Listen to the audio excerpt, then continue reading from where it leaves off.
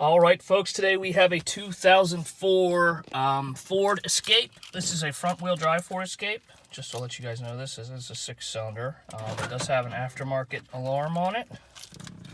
And I'm just going to demonstrate. What is that stupid alarm?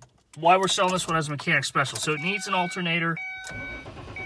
And as you can see, it does not start. We're not sure if that's a cutoff coming from the alarm system or possible fuel pump.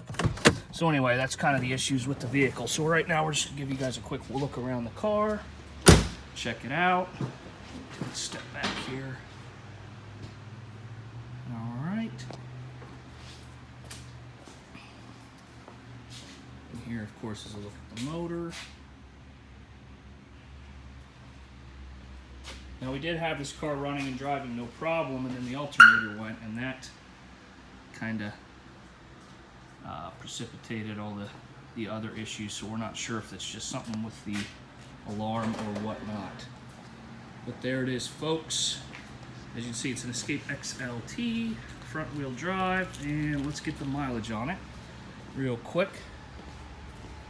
I gotta unlock it again.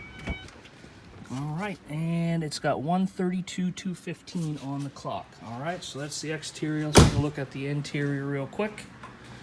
So if you're handy and you know your way around Fords, this one could be pretty easy to swap out the alternator and fuel pump, and you'll have yourself a nice, inexpensive SUV. So there it is, folks. 2004 Ford Escape front-wheel drive. Thanks for watching. We hope to hear from you soon.